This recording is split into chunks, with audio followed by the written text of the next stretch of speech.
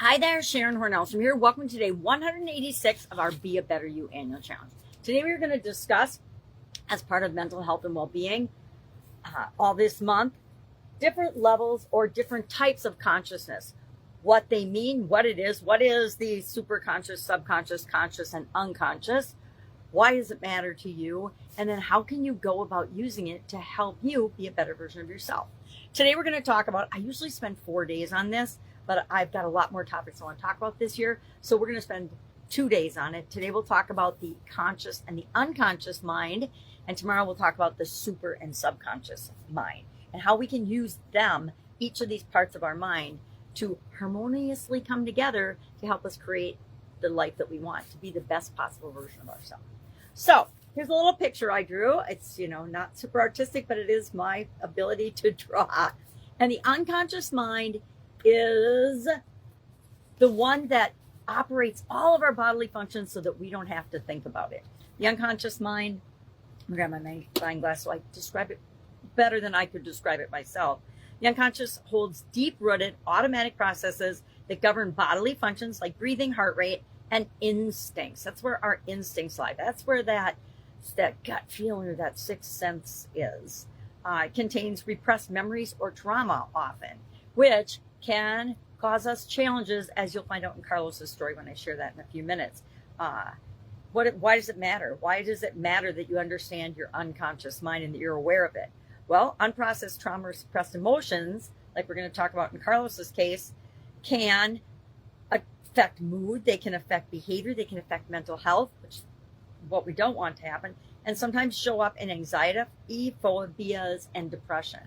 I think that the world is at an all-time high level of depression, and so that's part of why it matters. If we're dealing with people that are depressed or anxious, it's not because of us, it's because of something in their unconscious, programs that are running automatically like they often do in our subconscious, and we're not even aware that we're acting on them. Sometimes in our subconscious we are aware we're acting on them, but other times we don't. So the conscious mind, and what I like about this diagram is it shows that our conscious mind, although we think that we're in our conscious mind and we're making decisions and choices all of the time, it only constitutes 10% of our mental capacity and our thinking. So we only use 10% of our mind consciously, meaning on purpose. Our conscious mind, what the heck is it? Well, this is our awareness in the present moment. It's what we're aware of right now. We're aware of our breath. We're aware of our environment. We're aware of the temperature in the room, things like that. It's part of the mind we use for rational thinking, decision-making, analyzing, and paying attention to our surroundings. Why does it matter? Well, it helps us navigate daily life. It keeps us safe. It makes choices, responds to stimuli, and focuses on tasks at hand. It's where willpower and temporary memory reside. Now, part of, I think, why it's only 10% is we only have temporary memory there. We only have short-term memory. Have you ever tried to think about what you had for lunch yesterday or breakfast? I know what I had for breakfast, but I have no idea what I had for lunch yesterday.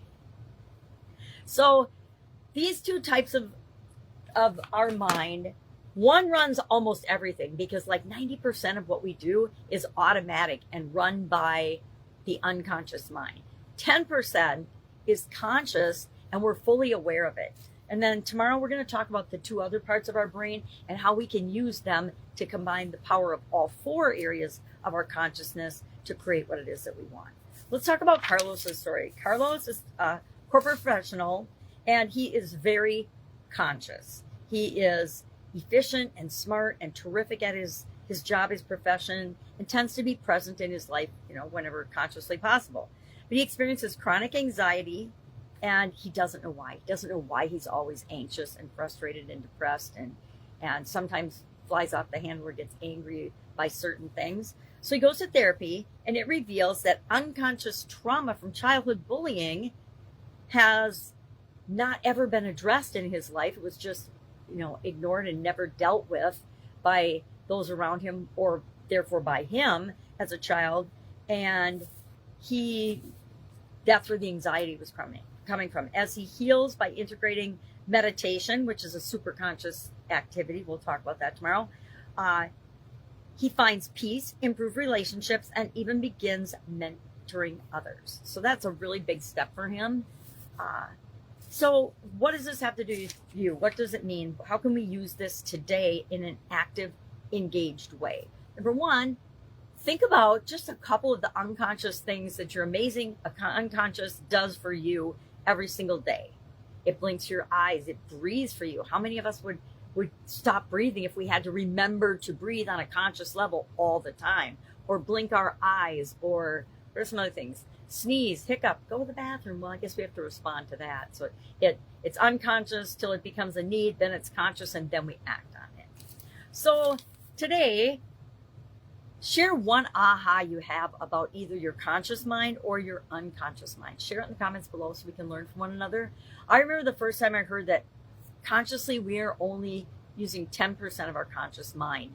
And I don't know about you, but I used to think I was this great thinker and objective, rational person, and that I was able to control my emotions when I'm probably one of the most emotional people that most people I interact with ever interact with.